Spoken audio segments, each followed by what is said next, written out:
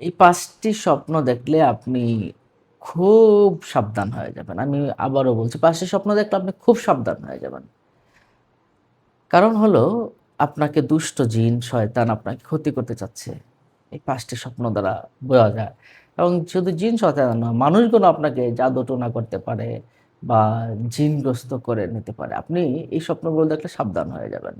আপনি যদি নোংরা আবর্জনা স্বপ্ন দেখেন বারবার, নোংরা আবর্জনা এরকম কোনো স্বপ্ন দেখছেন তাহলে সাবধান হয়ে যাবেন। আপনাকে জিন, পরি বা মানুষ আপনাকে জাদু-টোনা করারও একটা আলামত রয়েছে।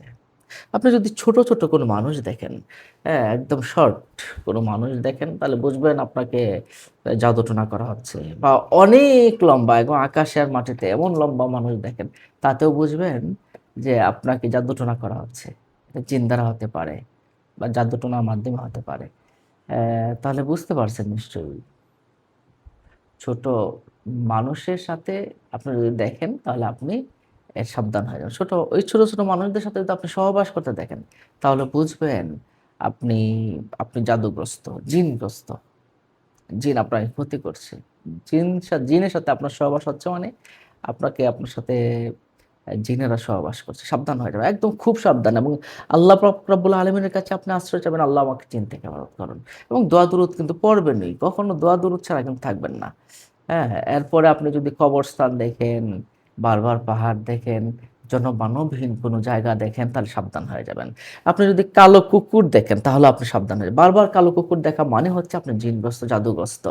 হ্যাঁ? এরপরে আপনি যদি মাটি কাটা দেখেন, বারবার মাটি ফেটে যাচ্ছে তাহলে আপনি খুব সাবধান হয়ে যাবেন। আপনাকে জাদু-টোনা নিশ্চিত করা হচ্ছে।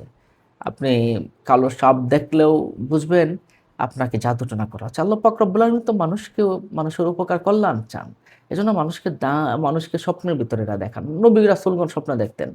মানুষজনকে আল্লাহ পাক রব্বুল আলামিন স্বপ্ন দেখান।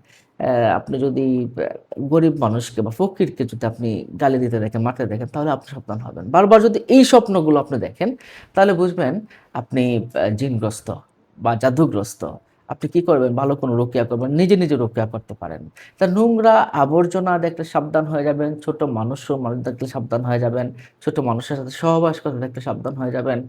এবং বিয়ের স্বপ্নটা যদি আপনি বারবার দেখেন, আপনার বিয়ে বা অন্য কারো এই স্বপ্নটা বারবার দেখছেন তাহলে আপনি বুঝবেন আপনাকে জিনগ্রস্ত বা জাদুগ্রস্ত করা হচ্ছে। কবরস্থান দেখলে, পাহাড় দেখলে, জনমানবহীন জায়গা দেখলে আপনি সাবধান হয়ে যাবেন। কালো কুকুর দেখলে আপনি সাবধান হয়ে যাবেন। কালো কাক দেখলেও আপনি সাবধান হয়ে যাবেন। অ্যাম আপনি মাটি ফেটে যদি যায় তাহলে আপনি সাবধান হয়ে যাবেন। কালো সাপ দেখলেও সাবধান হয়ে যাবেন এবং ফকির মানুষকে গালি দিতে দেখলে সাবধান হয়ে যাবেন। নিশ্চয়ই বুঝতে পারছেন আল্লাহ আপনাকে আমাকে ভালো রাখুন, ভালো সুস্থ রাখুন।